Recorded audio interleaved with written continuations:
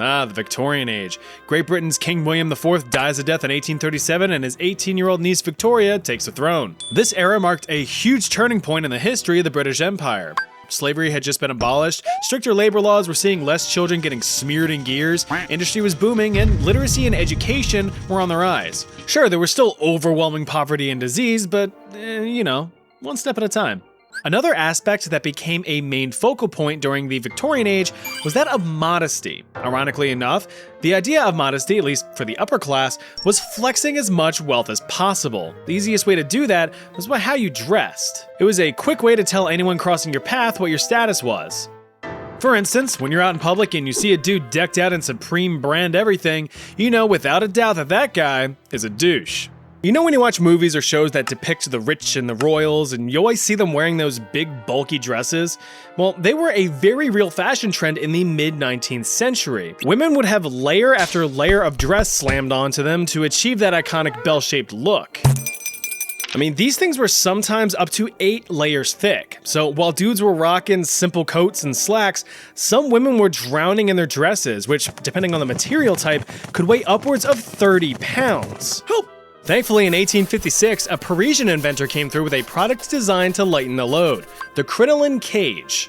A large brace fitted under a single dress layer that gave all of the desired poof with far less pain. Reducing the overall weight burden by up to 75%, the structure was fashioned from lightweight steel rings strapped together to form the desired shape. With less layers to worry about, dresses could be exaggerated further with wider, fuller, and frankly ridiculous proportions, with dresses commonly reaching up to 6 feet in diameter. I mean, them things are girth.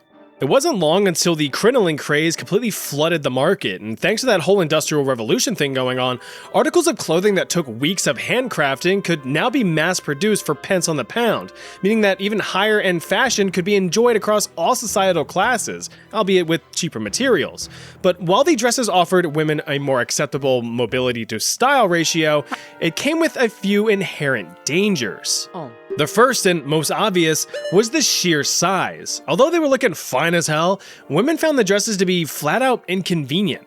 Getting on and off public transportation, taking up space in small shops and rooms, constant trips and falls, it became a public nuisance. In an act of horrible judgment, some women took the trend into the workplace. The highly industrialized, full of moving parts workplace. Now, if you're familiar with any videos watermarked with a Live Leak logo, you know that loose fabric and heavy machinery do not mix. According to an 1864 Irish newspaper, a young worker woman passed by an unguarded, steam-powered 4-inch mechanical shaft. Her dress was snagged and she was instantly entangled and mangled in the shaft for 3 whole minutes before the machine could be stopped. Oops. Her spine was snapped in multiple spots and she died shortly after. Now, since mangled corpses can negatively affect productivity, factories began banning the dresses on the floor. The other danger, of course, was fire. You know, that very element that drove every aspect of human life at the time. Heat, fireplaces, light, oil lamps and candles, machinery, steam boilers. Fire was everywhere, and these crinoline-clad ladies were essentially walking kindling. Now, thousands, I shit you not, thousands of deaths were recorded as a result of crinoline dresses catching fire and engulfing their wearers. So while there were documented deaths on the individual level, like 14-year-old kitchen maid Margaret Davy, whose dress ignited while reaching for spoons on a fireplace mantle, or 16-year-old Emma Musson, who burst into flames after a spark from a nearby kitchen fire landed on her dress, there was perhaps the most infamous incident involving the crinoline dresses, one that didn't even occur in Great Britain. On December 8, 1863, a fire broke out in La Iglesia de la Compañía de Jesús in Santiago, Chile. Yeah, I took Spanish in high school.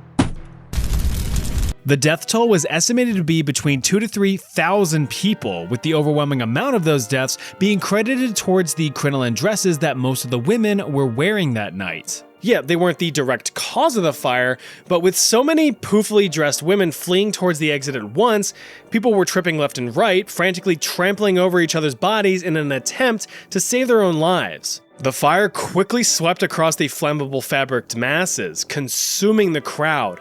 A wall of human bodies blocked the only exit, trapping any hopeful survivors inside before the entire roof caved in on them. Yeah, you didn't think a story about dresses would get this tragic, did you?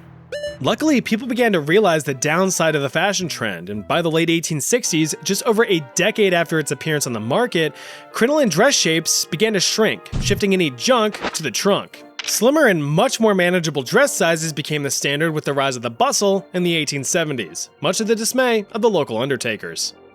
Stupid.